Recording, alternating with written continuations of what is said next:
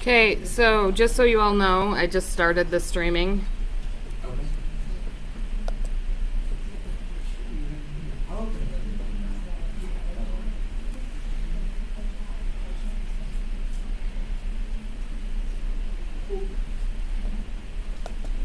Is it recorded, Bill?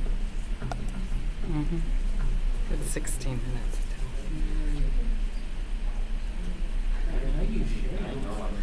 And I opened it up to you. There it is. Yeah, just send it to me. I had nightmares about remembering where to find that thing all night long. There's my picture. Mm-hmm. I hope that That's you.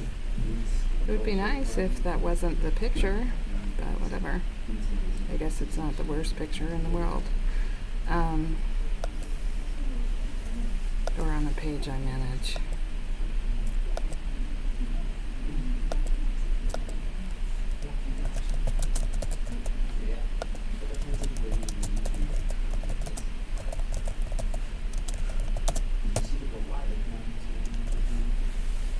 A few minutes ago, I sent something that said the link was coming.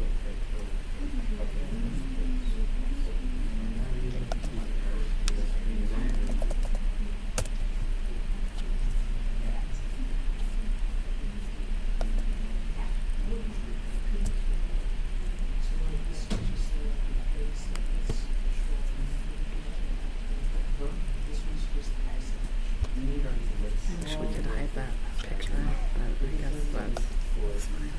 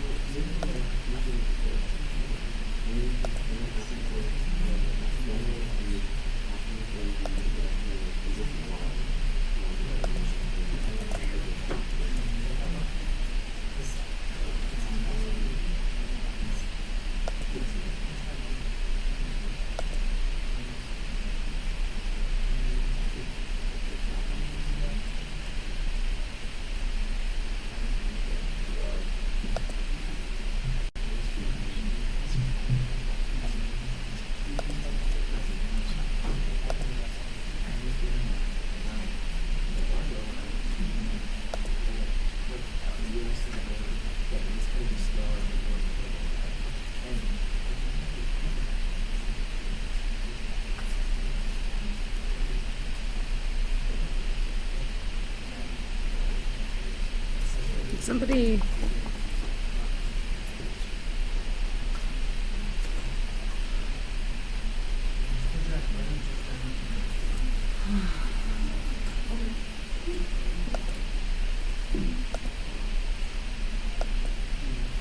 Testing. 1, 2, 3. Welcome, everyone.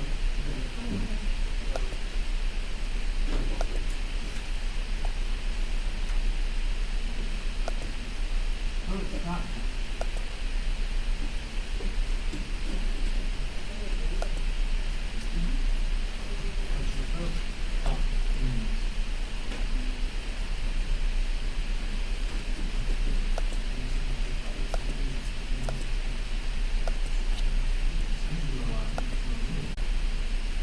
Hey, I'm wondering if I just messed up the. It says video output low.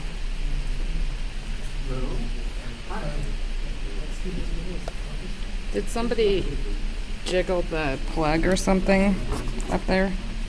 Didn't touch anything. Well, can we check the plug is what I'm asking.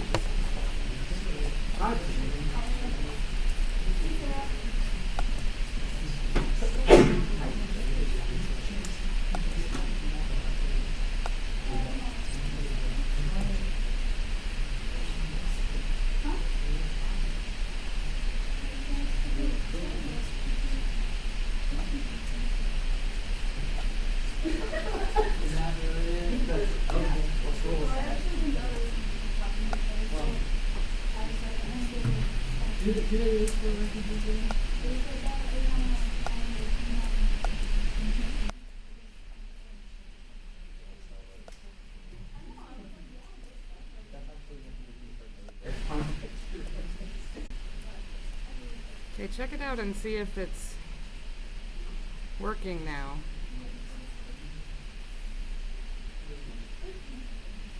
Volume. Actually good. And I'm getting reloaded.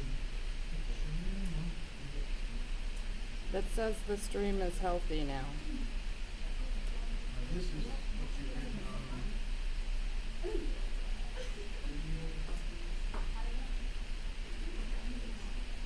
I've got your volume. I can hear your voice.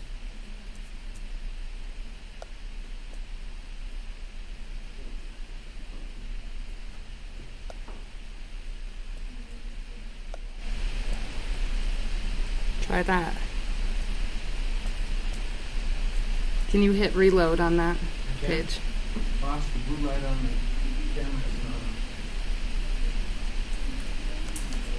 on. That's because it's plugged into the wrong thing.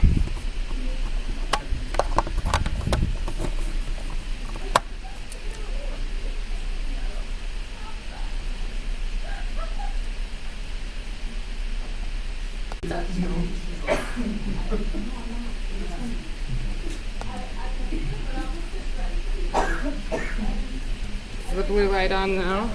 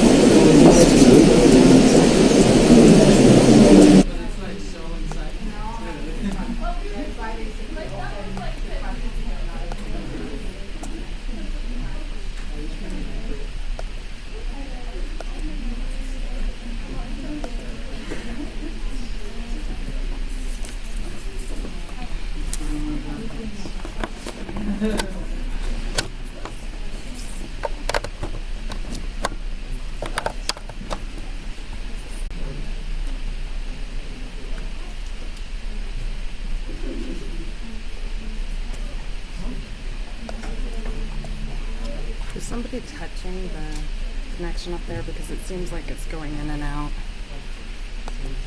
That Connection on. the internet. There's a white light that's flashing off and on very steadily like it's supposed to. Happy, but I'm not.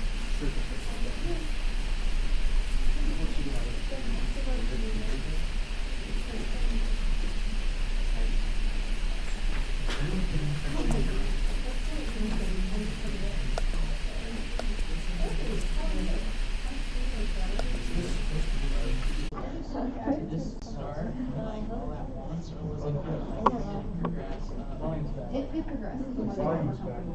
It's still not. Yeah. Did you notice it? Oh yeah, it was definitely there, but it became more apparent, like more down my head. I think that makes sense. And then they started making all the phrases.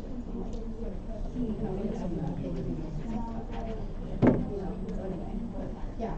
Is the stream working now? I'll do it. Wait, gotta come over here. Still on. Good luck all the time. Alright. Have fun, y'all. Hi, Sarah.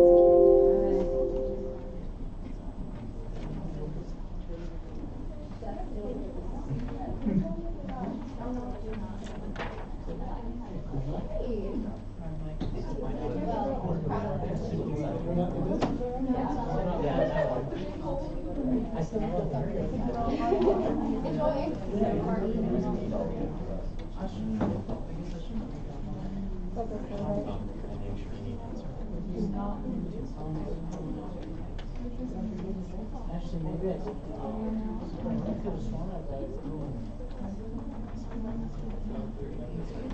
I have well, we're supposed to work out. I knew it. I no excuse.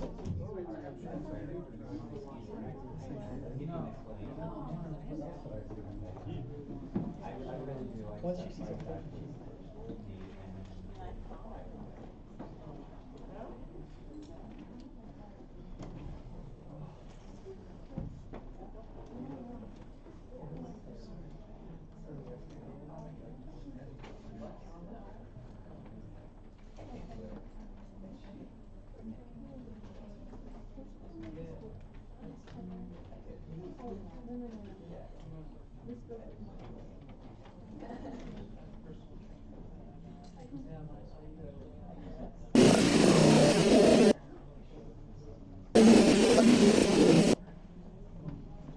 Good volume, bad camera. I can hear it.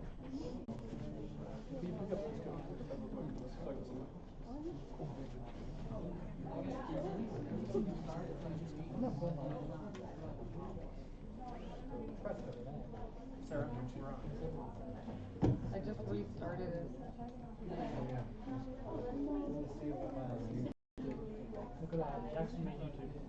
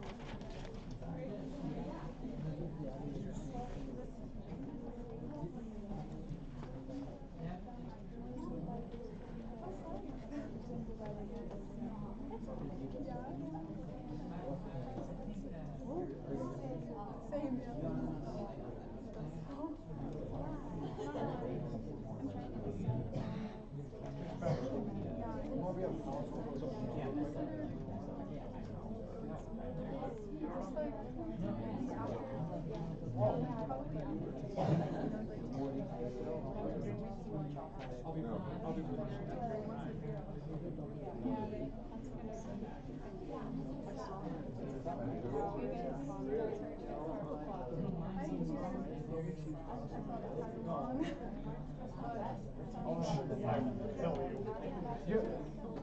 might be blind up with rust now. Oh.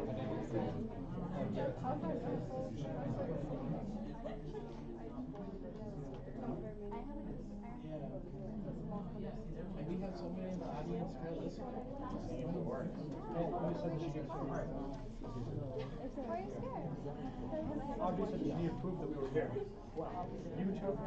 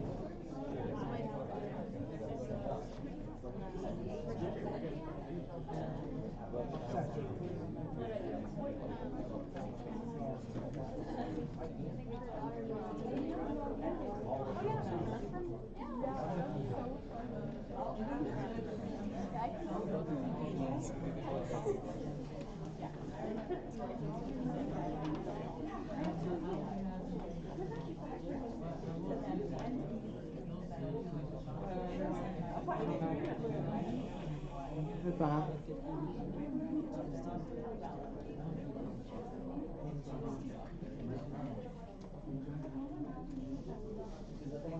I don't know what the volume situation is with the microphone. We're good.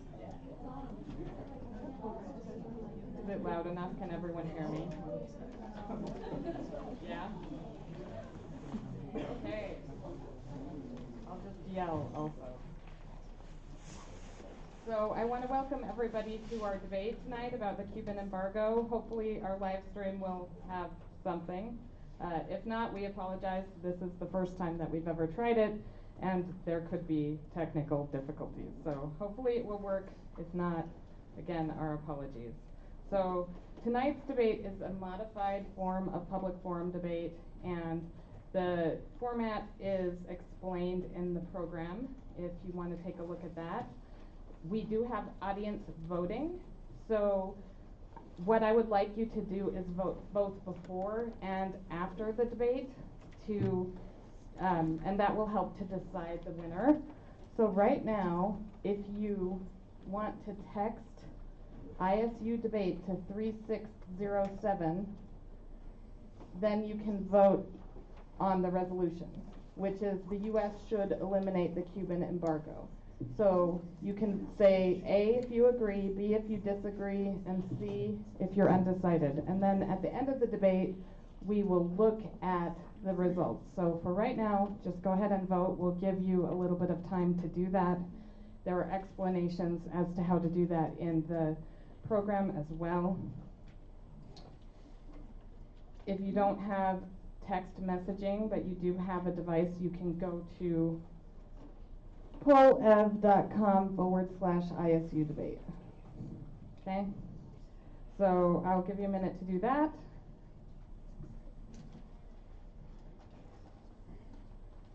During the debate, if you could silence your cell phones, please, and then the sign-in sheets will be available in a little bit. We want to thank our guest moderator, Carmen Febles. She received her PhD in Latin American colonial literature and culture with an emphasis on 19th and 20th century Mexico from the University of Wisconsin-Madison in 2015. As a first-generation U.S. Latina born to a Cuban father, Dr. Febles has lived the complex and multifaceted process of personal and familial assimilation to the dominant culture of the U.S. Having grown up in a Cuban American household during the U.S. embargo against Cuba, she was acutely aware of the many facets and complexities of the debate surrounding the policy, and this understanding became increasingly more nuanced as she proceeded into her postgraduate studies. Dr. Febles is excited to be here today and provide some comments to assist in moderating this debate. So I'd like to welcome Dr. Carmen Febles.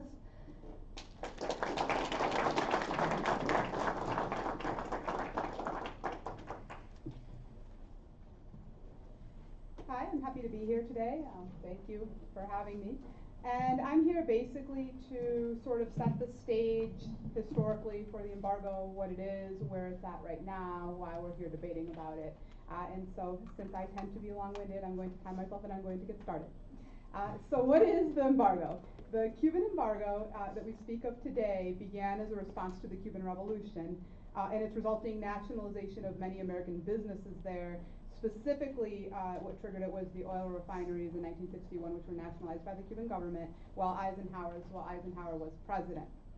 And so at that time, when Fidel Castro came to power and the American businesses were nationalized, the U.S. as a response severed diplomatic and also trade ties basically with Cuba.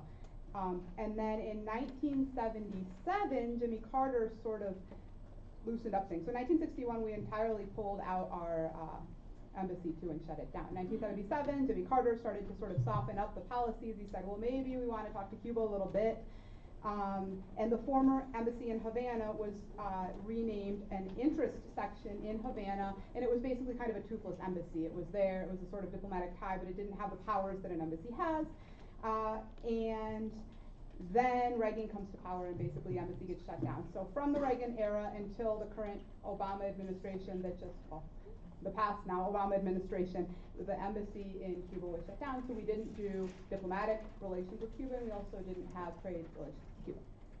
Without getting into minute details, the U.S. response to the nationalizing of U.S. industry in Cuba and the Cuban refusal to also address some debt that was owed to the U.S., the new communist government said we're not paying debt to the U.S., was to cease trade with Cuba and to bar all exports to Cuba except for, at times, humanitarian aid. Since 1961, that policy has been at times tighter and other times more loosely enforced based on historical events. So during the Soviet era with the Cuban Missile Crisis and the Bay of Pigs invasion, the relations with Cuba were much more distant. And then with the fall of the Soviet Union, at times things loosened up more. Yeah. So the existing trade embargo, the trade embargo that we're currently talking about, is basically comprised primarily of a set of 5 statutes, the control over which resides with Congress, right? So they are the Foreign Assistance Act of 1961, Sections 5 and 16 of the Trading with Enemy Act, Cuban Democracy Act of 1992, Cuban Liberty and Democratic Solidarity Act of 1996, and the Trade Sanctions and Exports Enhancement Act of 2000. And basically all of these things add or take away rules from the existing embargo, and we'll get to that.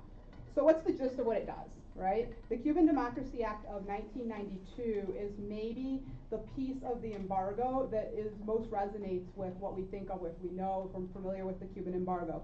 It was presented by a Democratic congressman named Robert Torricelli, and it kind of basically outlawed the exchange of U.S. currency with Cuba, including by foreign subsidiaries of U.S. businesses, so not just U.S. businesses on mainland, but also their subsidiaries abroad.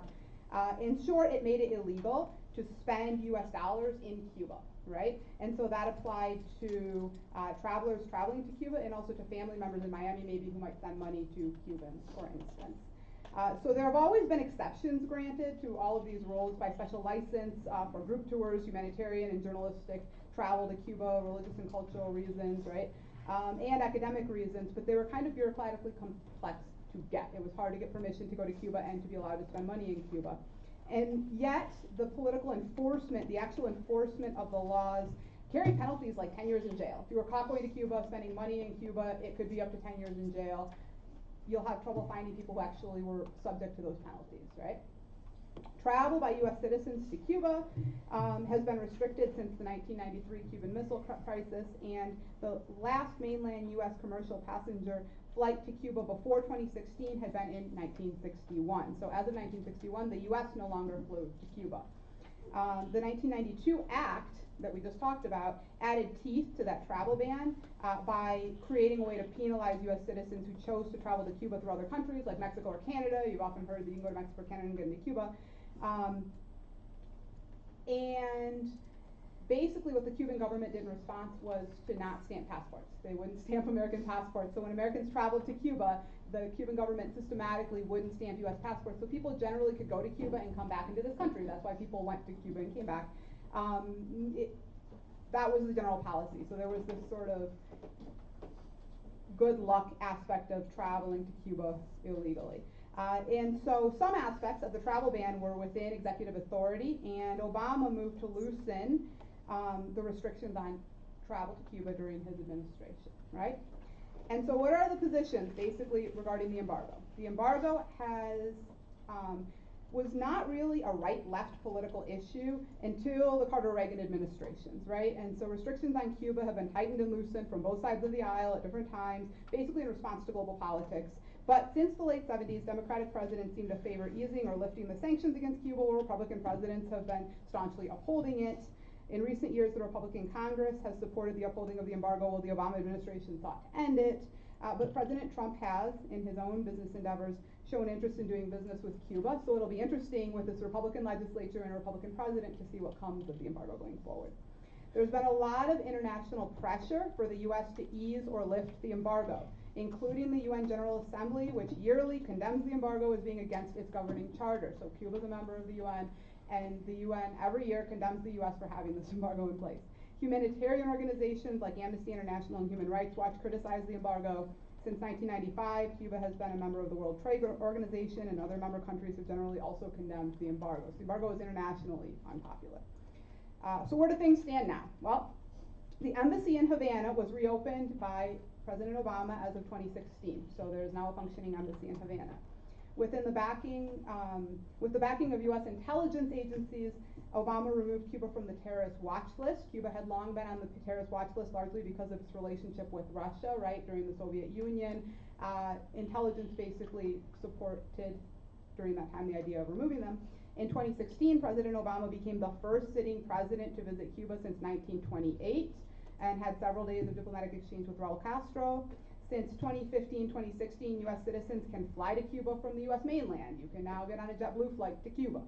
Presently, Americans may travel to Cuba for what are called people-to-people educational visits, which means that while travel restrictions are significantly relaxed and there are U.S. flights to Cuba, travel to and from Cuba is still subject to justification on the grounds of educational and or humanitarian purposes.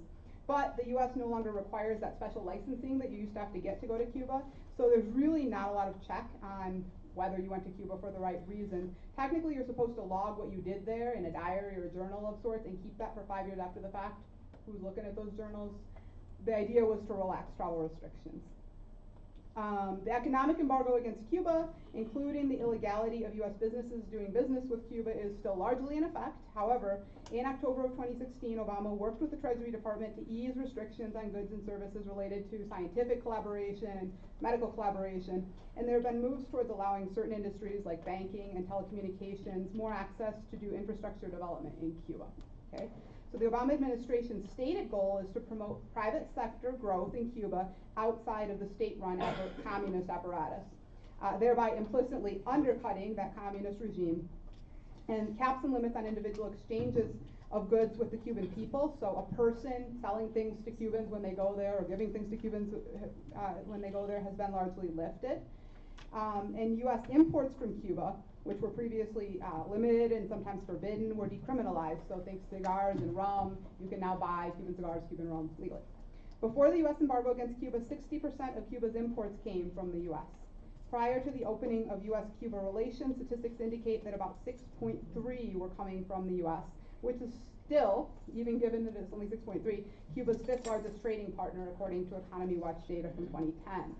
2015 numbers indicate that Cuba imported 16% of its agricultural imports, now this is after the loosening of restrictions by the Obama administration, from the United States. So under Obama, Cuba imported significantly more U.S. goods.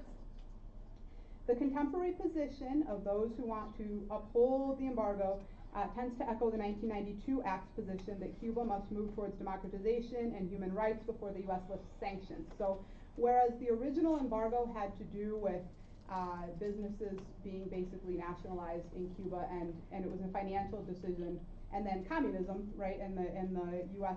attitude against communism at that time. Now it's sort of transitioned to Cuba needs to democratize and show goodwill in terms of human rights before we lift the rest of the sanctions. In addition, the isolationist bent of the current legislature and the heightened perception of foreign enemies means that some prefer to continue to see Cuba as a foreign enemy of the United States, a potential terrorist threat, though generally speaking, U.S. intelligence does not perceive that to be the case. While the embargo has been significantly undermined by executive actions during the Obama administration, at present, the Republican position is one of upholding the embargo. The acts that uphold the embargo are ultimately within the purview of Congress, so the question remains, should the United States lift its embargo against Cuba? And so I look forward tonight to a robust debate. And we have today to debate for you. On the side that will argue in support of the motion, Harrison, am I right? Harrison Cleveland and Michael Modis, yeah? Jeff Bradley. Oh, am I misreading here? Blah, blah, blah, introduce debaters, okay. Harrison Cleveland and Jeff Bradley will argue in support of the motion. Michael Modis and Mike Chen will argue against the motion, okay? And so with that, I am going to allow our debaters to begin. All right.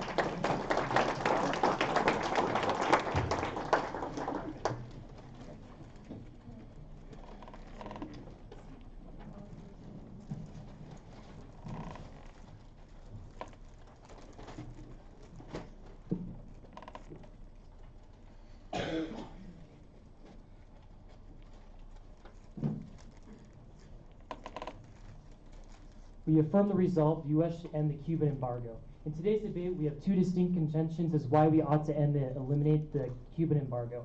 Contention one is diplomacy. First, U.S. influence internationally is lower than it's been since the 1930s, and the U.S. is being perceived as weak. No other country has filled in yet, but it's creating a dangerous situation. Hottest 12. The United States' power to co-op has weakened, and no country has taken its place. The soft power vacuum makes the world a little more risky. The United States is still emulated, but is also now increasingly distrusted. The reason is foolish foreign policy. The country is held in lower esteem internationally than at any time since the isolationist and depression-struck 1930s. Second, the United Nations and 188 countries voted for the U.S. to remove the embargo. The U.S. is only isolating itself by continuing the embargo, and this is the reason the U.S. is losing influence internationally. People World, January 2nd, 2014. For 55 years, economic strangulation has not worked.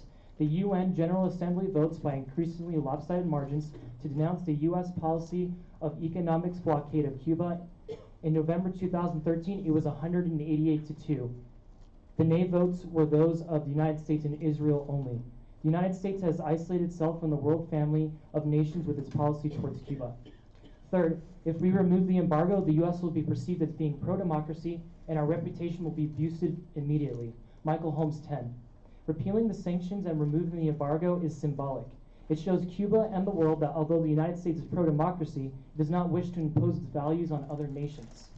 The return of foreign investment will further secure Cuba's place in the global marketplace. This is difficult to imagine that the benefits of lifting the embargo will not be immediate and substantial in regards to the United States' reputation in the world.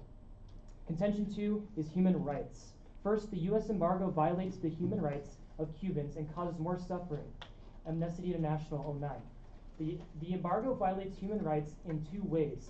The U.S. is the major regional economic power and the main source of new technologies, means that Cuba is subject to the deprivation that impinges on its human rights. The only effect will be to deepen the suffering of the Cuban people. Second, only one type of human rights violation is sex tourism. The embargo allows the sex tourism to happen without a punishment. Foreign tourists are traveling to Cuba in surprising numbers for sex. They are finding underage girls and boys. Havana's conspicuous scenes of street-level prostitution are the outward face of hidden prostitution trade in minors, some as young as 4. Third, the Castro regime uses the embargo to justify its human rights abuses and keeps and strengthens the regime's control. Baghdad 12. It is impossible for outsiders to force democracy. Washington has used sanctions to little effect. The policy in Cuba obviously has failed. The regime remains in power. Indeed, it has consistently used the embargo to justify its own mismanagement, blaming poverty on America. Embargo maintaining this hostility, all it does is strengthen and embolden the hardliners. Fourth, lifting embargo opens ways for democracy in Cuba through trade and development. Griswoldo 5. Sanctions have only deepened the deprivation of the people. Trade and globalization till the soil for democracy. Nations open to trade are more likely to be democracies where human rights are respected. Trade and the development it creates gives people tools of communication that tend to undermine oppressive authority. Trade increases the flow of goods and services, but also of people and ideas. For democratic institutions, societies open to commerce across their borders and are more open to democracy within their borders.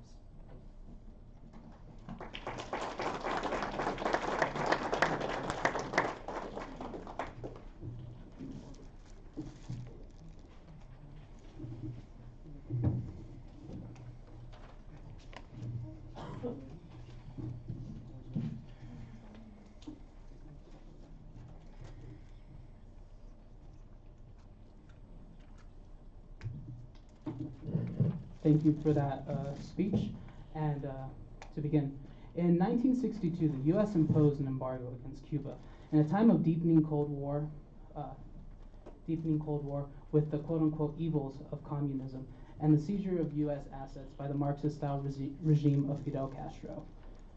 Since then, communism in the form of the Soviet bloc has collapsed, and existential threats from a hostile Soviet puppet state have faded.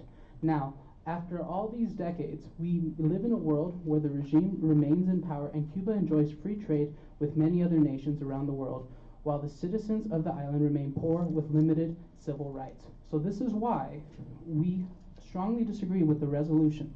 The United States should lift its embargo against Cuba for two key reasons in today's debate.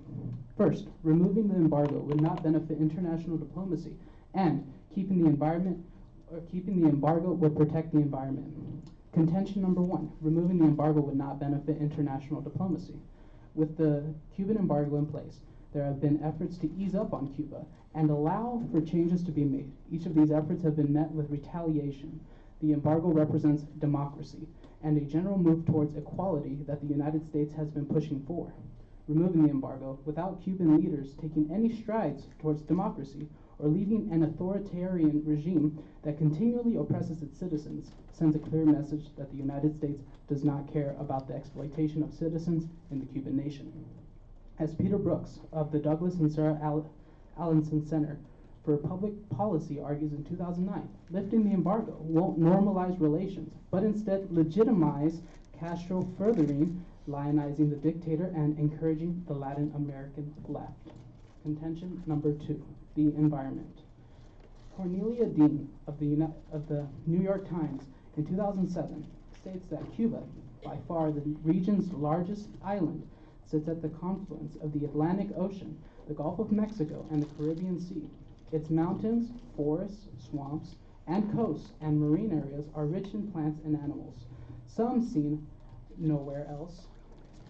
And since the imposition of the embargo in 1962, Cuba's economy has stagnated. Once the embargo ends, the island could face a flood of investors from the United States and elsewhere, eager to exploit those landscapes. This means that once we remove the Cuban embargo or affirm the resolution, we open the Cuban environment to capitalist greed that it has avoided. The Environmental Defense Fund argues that since Cuba is the environmental keystone of the Caribbean, with over 3,000 miles of coastline and 4,200 islets and keys, Cuba is literally teeming with marine and terrestrial treasures. Also, Cuba is at a historic crossroad. Coastal development and overfishing have begun to damage these resources. Not only is protecting the environment important, but preserving human life is infinitely as important. By protecting the environment, we do both. As explained by David Diner, Judge, Advocate Jr. at Military Law Review, each new animal or plant extinction, with all its dimly perceived and intertwined effects, could cause total ecosystem collapse, and humans would be left to suffer. Thus, for the sake of refuting human rights abuses, refuting an authoritarian dictatorship, and protecting the environment, We ask for your vote in today's debate. Thank you.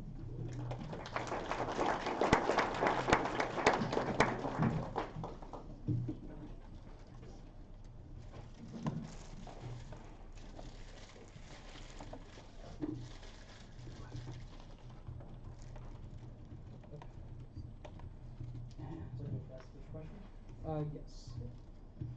So, I am curious to understand how your historical perspective based on the Great Depression affects today's Cuban environment. So basically, what we're making the point is with depression, you need to stimulate the economy, and so as of right now, Cuba is facing a very poor, very poor country right now. And so if we lift the embargo and we increase money flow and increase trade between these two countries, we can lift them out of this impoverished state. We were using the Great Depression as kind of like a similarity thing, saying we increase trade, increase production inside the United States to lift us out of the Great Depression. So we should do the same thing in Cuba to lift them out of the poverty. So did you mention saying that the embargo represents democracy? I meant that it represents a facet of democracy, so yes. Okay, what does democracy mean to you? I would say the will of the people to defend and to protect the people. Okay, and do these people need to be free? Yes, they would. Okay, all right, thank you. And also another question. So you talked about, so Cuba has free trade with other countries, correct? Other than the U.S. Right. Okay, so you talk about how Cuba's rich in plants and trees and various, like with the environment, and you talk about how Cuba, faces investors ruining this environment, correct? So how come other countries have not done this? Well, I believe if your question is trying to ask why other countries don't do this, I'm kind of confused on it, but I'll try to answer it.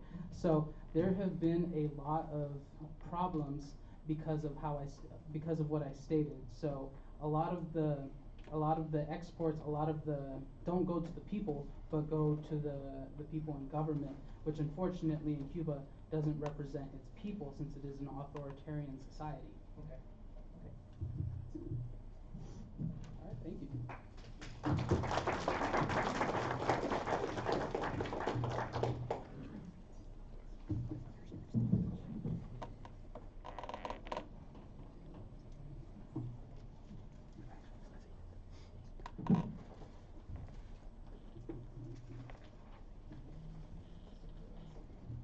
Right, a brief off-time roadmap explaining where I'm going.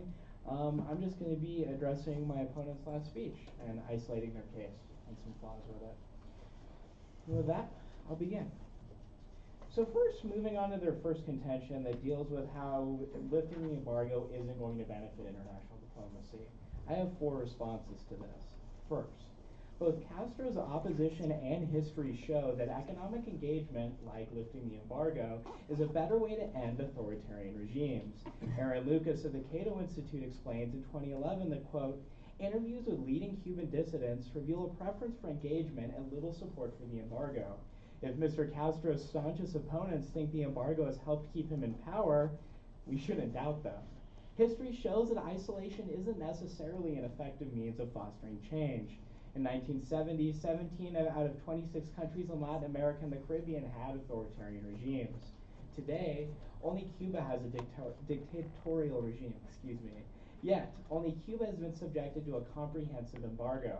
Elsewhere, economic engagement has been the rule, and it's worked to lead to this transition to a better democracy. Second, the Cuban embargo has been in place for 56 years. So their objectives, where they want to promote democracy in the region and lead to this transition in the Cuban government like they're advocating for when they keep the embargo in place, just haven't happened historically. So why not lift the embargo and take a chance in that perspective? Third, they mentioned that this legitimizes Castro, but now that Fidel's gone and Raul's health is in jeopardy, what's to say that in 5 years we'll have a democratic government in Cuba, the Castros won't be in power anymore, and it can be U.S. influenced and promoted. And fourth, logically the affirmative is in the right here. Their idea that it hurting international diplomacy by leaving an impediment to international diplomacy in place doesn't make any sense to me. The only way that we can increase international diplomacy, increase our international credibility, is to get rid of those impediments like we see with an embargo. That leads to a normalization of relations and leads to better international relations as a whole. But next, let's move on to their contention too, dealing with how getting rid of the embargo would hurt the environment in Cuba. We have 4 responses. First, crossify my evidence from the Cato Institute here, right? Again, Castro's opposition, the people that don't want to see Castro in power, are opposed to the idea of leaving the embargo in the first place. And I think their perspective arguably is probably the most important because they're there, they're experiencing it, and their perspective should certainly hold some weight. Second, this ecological collapse or disruption is quite frankly inevitable, I think. If it's not influencing and invested in by the United States, there's no impediment to China, Russia, or other countries investing in Cuba like they already are in the hundreds of millions of dollars. So just keeping the United States out of this doesn't do anything in terms of protecting the environment because, well, other countries are going to be able to destroy the environment just as much as we can. And third, UN cooperation, which would increase through the United Nations, is probably going to be on the rise when we get rid of this impediment to international relations that they keep harping on us about. As my partner said in his first speech, 188 of members of the United Nations outright reject this notion of a Cuban embargo, right? So if we get rid of it, I think it's logical to assume that relations between the United Nations and the United States and Cuba, as a result, should all probably improve. That means we can have an international cooperative effort towards helping and protecting Cuba's environment rather than just looking at United States engagement in the region. And finally, our impacts to this outweigh. We're able to promote accountability and transparency to combat human trafficking and sex tourism in the region. And I argue that that's more of a relevant impact. Thank you.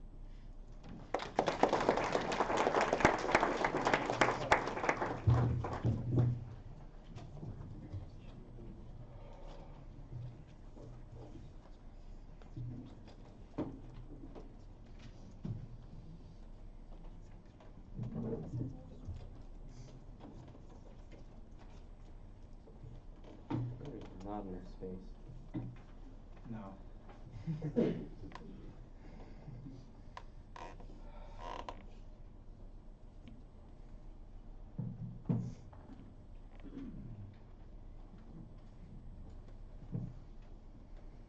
All right.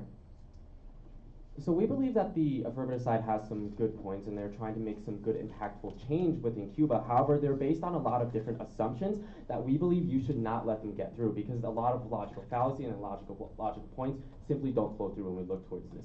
So as per the same with the roadmap, I'm going to be attacking their case and then I'm going to try to defend my own if I have time. But first, let's talk about their first contention. So essentially their first contention talks about how, oh, this is going to be improving diplomacy. And they make several different points. I'm going to try to reiterate exactly where I'm looking at. So first, when we look towards the idea that, oh, we have these 188 people within the UN, and they believe that we have to lift the embargo, I would have to say that this is more of a bandwagon fallacy, the belief that because a whole bunch of other people want to do this, we should just jump on the bandwagon and do it with them. The problem with this is we see with the United States of America, situations are incredibly different. As our moderator has already stated, there are certain statutes that are in existence in which we have to abide by and that Cuba has to abide by in order for us to try to lift these sanctions. According to Flow Psychology, it states that these requirements were laid out in the act passed in 1996. Some of these requirements include granting pardon to political prisoners, allowing labor unions, and legalizing political activities. So refer back to what my partner said about how this is trying to create a facet of democracy, and this sanction is really our leverage and our kind of power to use against them. And with that, let's go into their second contention. So with their second contention, they talk about how we have these human rights abuses, and we're trying to pave the way using capitalism to improve these human rights conditions. However, don't let them try to convince you that these human rights advances will suddenly happen just because we allow capitalism to flow into and corporations to go into it. The reason why I believe this, and my partner believes this as well, is because according to the Washington Post, it states that repressions against the political opposition has escalated even since the death of Fidel Castro, whom some had blamed for the regime's continuing hardline. Last week, the Cuban Commission on Human Rights and National Reconciliation said it had documented a total of 9,940 arbitrary detentions in 2016, the most since 2010. Furthermore, according to Mahanta Siddhartha from The Atlantic from December of 2016, it states that the Ladies in White, which is a organizational group for human rights efforts, have told me about the difficulties and the challenges, the beatings and the arrests and the torture, have told me that in the last 2 years, things have only gotten worse. Because the regime's message is we only care about doing business, we don't care about human rights and democracy because we hardly talk about it anymore. Cubans feel in that sense abandoned. So what we really see is that we have these large corporations that are going to be going in and controlling a large facet and benefiting from it. The problem with this is that it's not going to be benefiting the small people and the people that are being oppressed. It's going to benefit these corporations, it's going to benefit the government itself. According to Investopedia, McQuinney James states that if and when the United States become a more active trading partner with Cuba, it is likely the same European multinational corporations that distribute Cuban products to the rest of the world will continue to control distribution of those products in the United States as well. So we see that the issue with the Cuban government isn't the fact that they're not getting money, it's the fact that there's a lot of corruption at hand. And just by opening pathways for capitalism isn't going to completely solve these issues of capitalism, it's just going to make the regime even more powerful and let them abuse the people even more because we've shown no interest in trying to help them. So quickly defending my own points, what we see with my own points is that, again, go over with the bandwagon fallacy, and we see that that Cuba actually has been a member of the United Nations since 1945, and ultimately we see that UN has no ability to impactfully influence them. With this issue, we see that there are talks about how we're going to see positive change, how the environment's going to improve, all these different things. You can't let them have that if the United Nations has had no influence on them for the past well over 60 years. And economic engagement will only embolden the authoritarian regime, and conditions will only worsen. This is the issue at hand we're talking about. We're not saying that sanctions are absolutely and completely perfect. What we are saying, however, is if you lift them, situations for the people of Cuba will only become worse.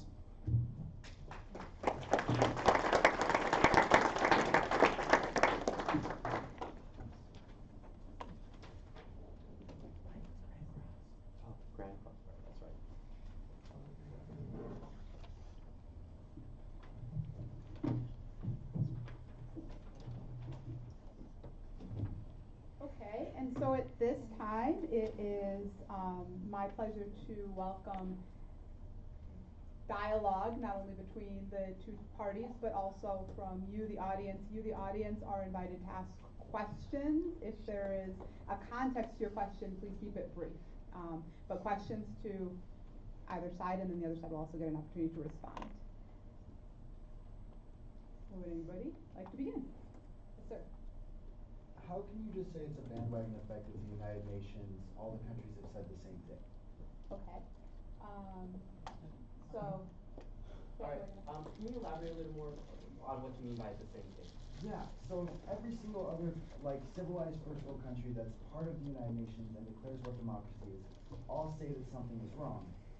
Why is it just a bandwagon?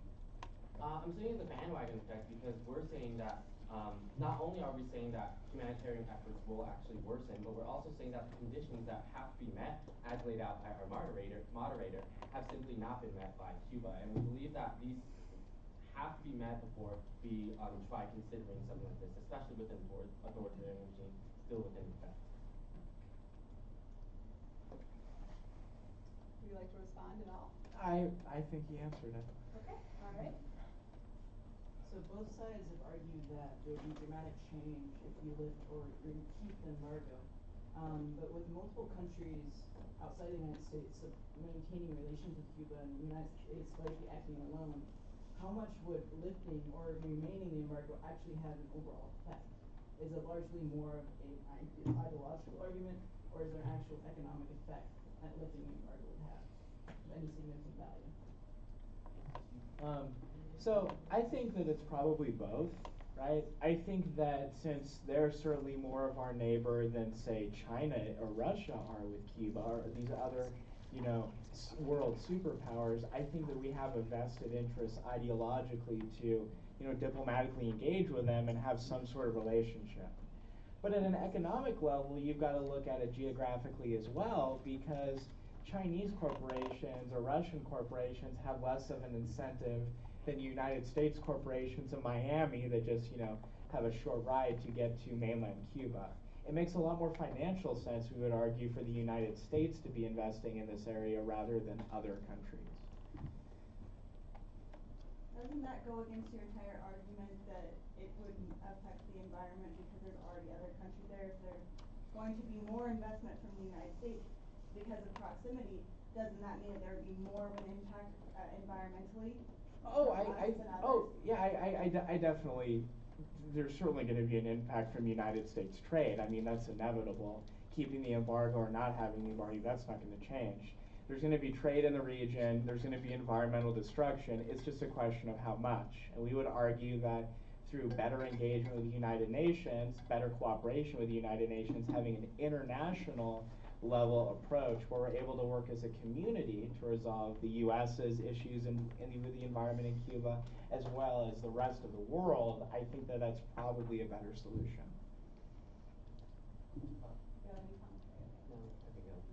I'd like to ask how the United States compares with Cuba for literacy, infant mortality, longevity, those measures of assistance.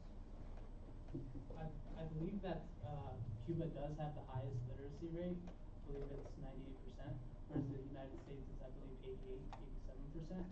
So Cuba has done really well for themselves in those fashion. I'm not in any way trying to defend an authoritarian dictatorship, but that's just the facts.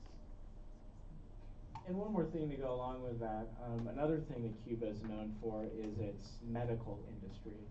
Even though they've experienced the embargo from the United States, their medical infrastructure, their research and development of curing diseases has flourished. All right, to expand on the last question, what has the embargo done to change the literacy rate, infant mortality rate, or other impacts of medicine? So are you talking about the recent changes to the embargo, or like overall, like what has the embargo done to change or modify those rates of literacy or other medicine? Has it had any effect? Yes, what effect has it had, or if any? The first part I would like to say about this is the recent embargo changes as of October 2016 actually allows for medical cooperation and stuff like that. So based on certain facets of that, some of those have already changed, and I would just say that going back to the environmental thing, there's been a lot of coral reefs and parks that have been protected because of this embargo, because the United States has not been able to, I guess, what you would say, trade with them. And was there another question here? Yes, sir. Yeah, so if the United Nations has been incredibly opposed as a majority to the embargo, why is the United States not listened? It's been 56 years. Why have they not listened to removing the embargo? Well, I don't think they have a very good reason myself. I mean, that's why I'm on this side of the debate. But ultimately, I think, as the opposition has detailed and our guest speaker isolated, there's a lot of standards and conditions that the United States has deemed important enough to impose on Cuba. We have to democratize them. We have to, they have to stop, being so corrupt, etc. And those sorts of standards and guidelines, they're unethical. They, don't have any transparency, and we're not able to actually combat any impacts or issues that are happening in Cuba right now because of the embargo. I'm not sure which hand went up first. I'm going to call on you and then on my side. Have any of the sanctions been updated since the embargo took effect? Because you're talking about something that happened 56 years ago. Has anything been updated? Updated as in how?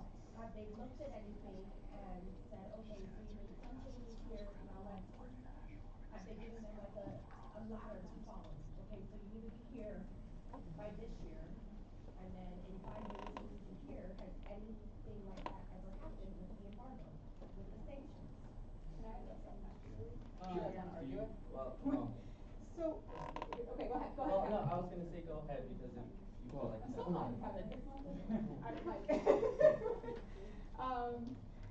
So basically, the embargo, as you remember, it began as a repercussion for the appropriating of American businesses and the lost revenue from that in America.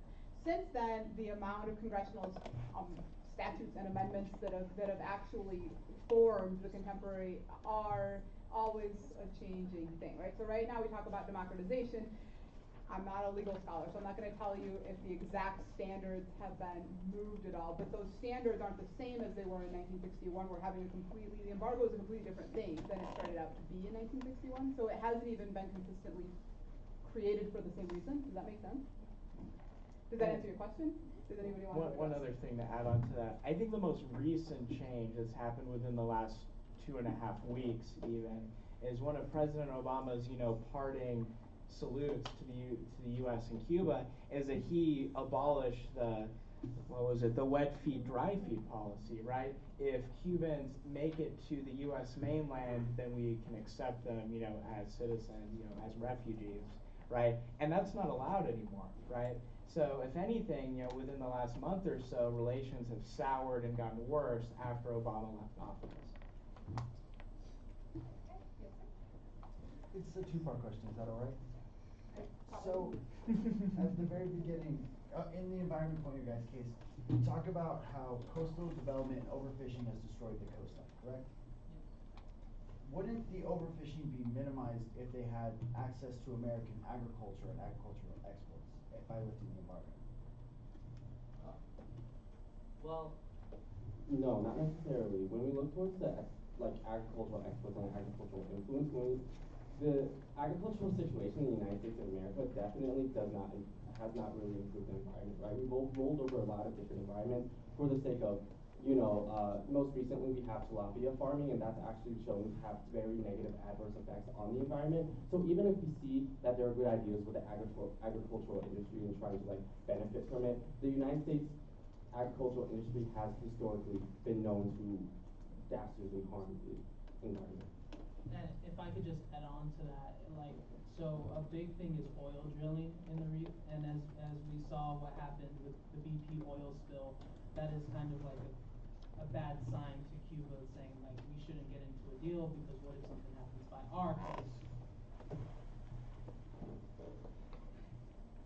Was there a second part? Or Oh, no, that was all right, sorry. very good. Over here, there were no questions in the second thing. You were talking about the regular driver,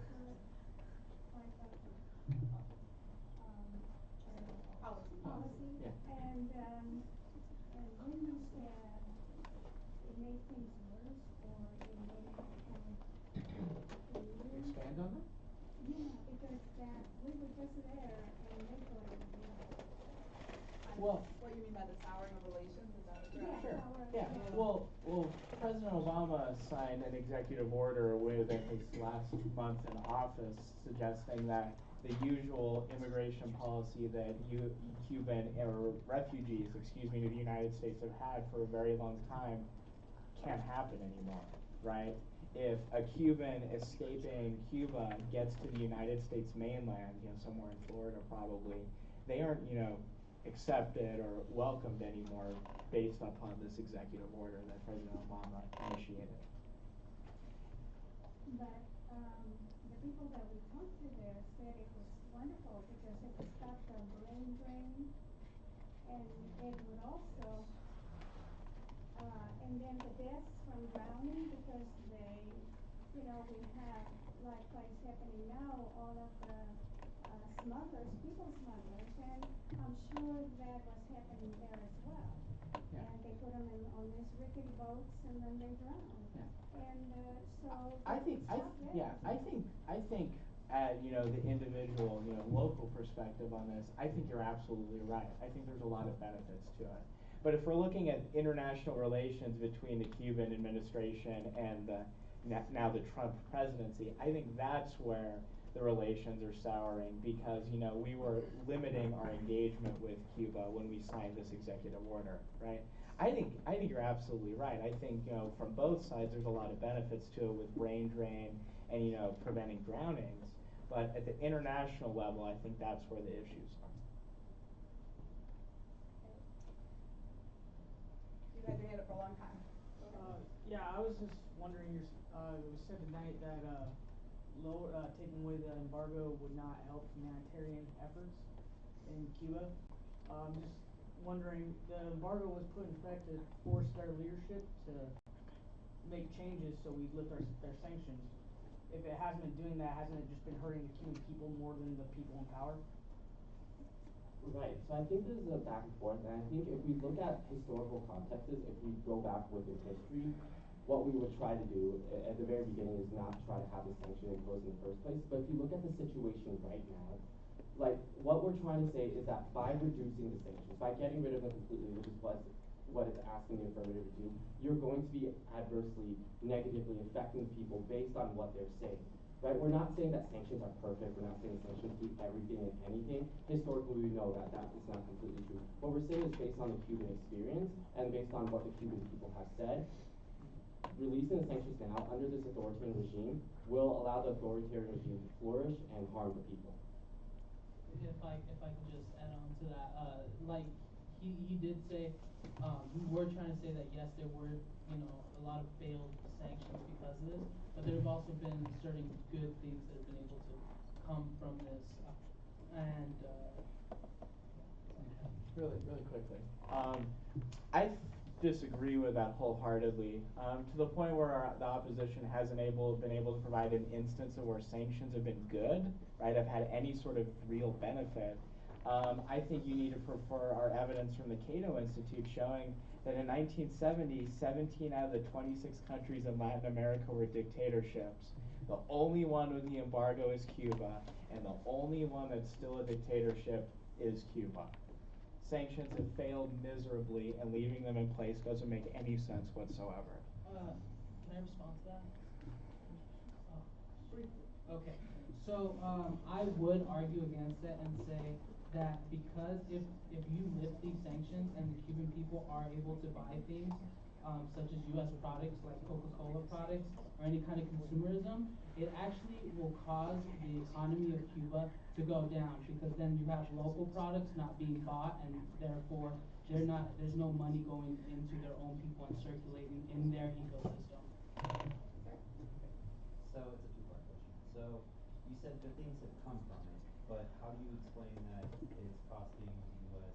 about $3.6 billion a year in lost economic trade with Cuba that could be used for both countries' economic stability? And then how do you respond to the accusations that even if we lift the embargo, the new trade money isn't going to be used to fund the new dictatorship to fund Idaho?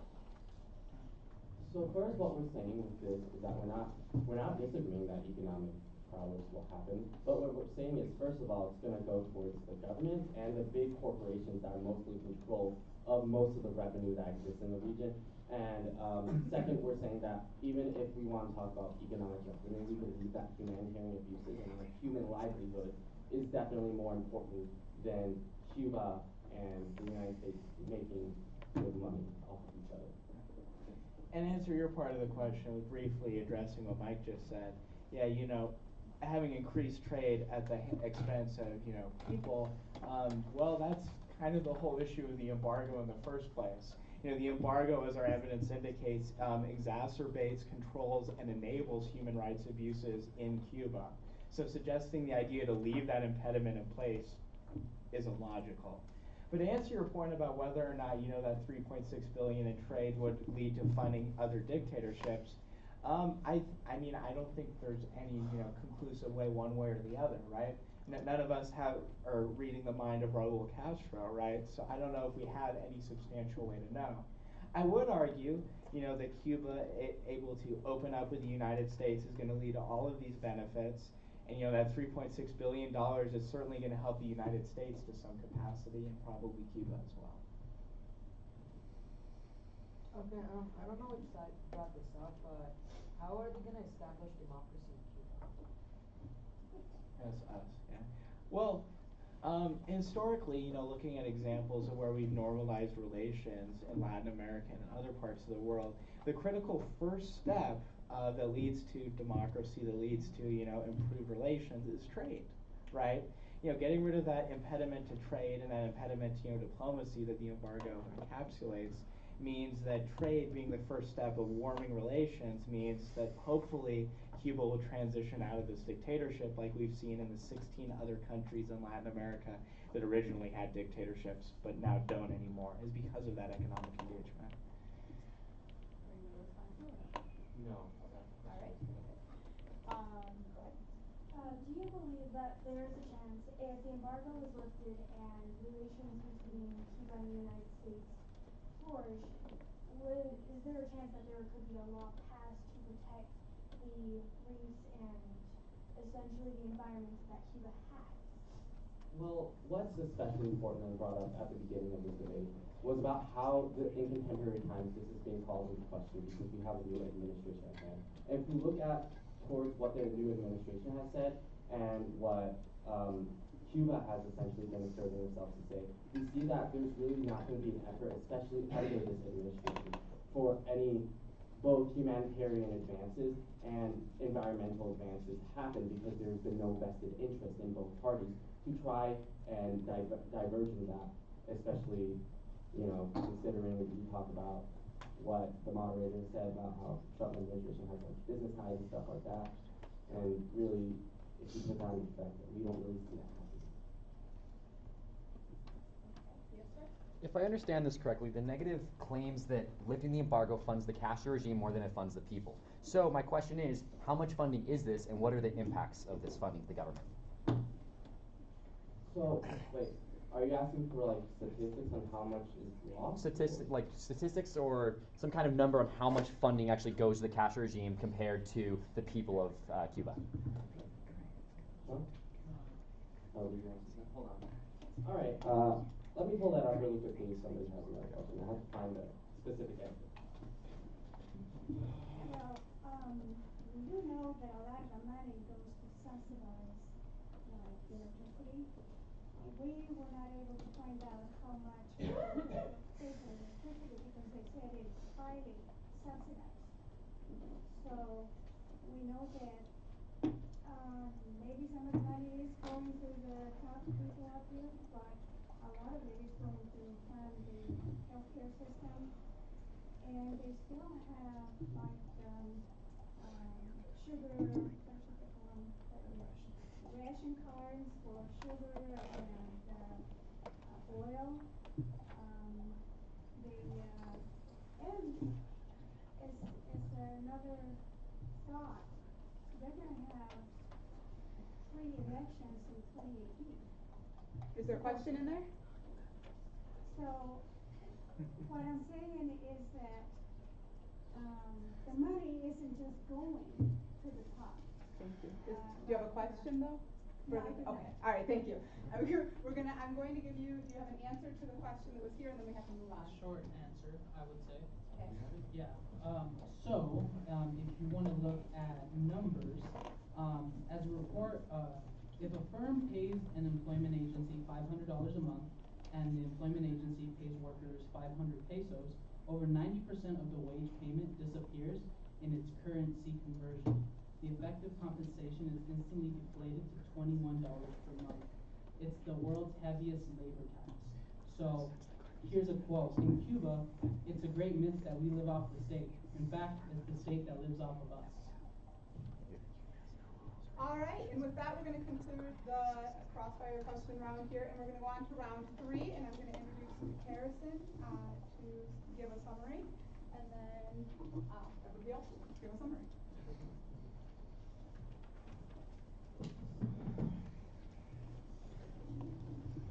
Alright, so the first thing I'd like to talk about is that an embargo is not strictly just talking about money and capital gains going between countries. An embargo, especially the embargo between the U.S. and Cuba, it's also with political relations, it's also with traveling relations, it's a whole like there's not a lot of stuff going on between the U.S. and Cuba. It's not strictly based off the capital gains. So going along with this, talking about the environmental debate that we're having right now, to start off, a lot of other countries have complete free trade and free relations with Cuba, and so that's not stopping the environmental degradation of Cuba. Having the U.S. come in can actually potentially increase environmental protection, because in the U.S. right now, we already have environmental protections laws, and like such as the National Forest Reserve and national parks. We already have things protecting our environment here. And so what's not to say that when the US and Cuba have good relations that we can't impart these policies and these laws to Cuba to implement inside of their own countries to possibly deal with this environmental degradation that our opponents are talking about.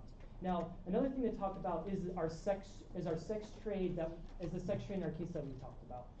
Sex trade happens in usually poorer countries, usually in first world countries. I mean, sex trade still happens, but it's not as prominent in, per se, second world countries or third world countries. If we increase relations between the U.S. and Cuba and bring Cuba up to possibly maybe even a first world country, we would see an improvement in preserving human life, which our opponents talked about in their case. They said preserving human life is just as important as saving the environment. And so if we're doing both of that, then lifting the embargo automatically wins us this side already.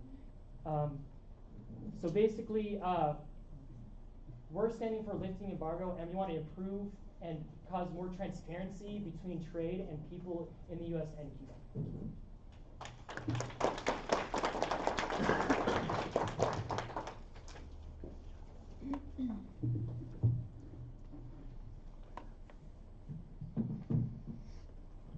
Now, I want to try and crystallize the debate into a few main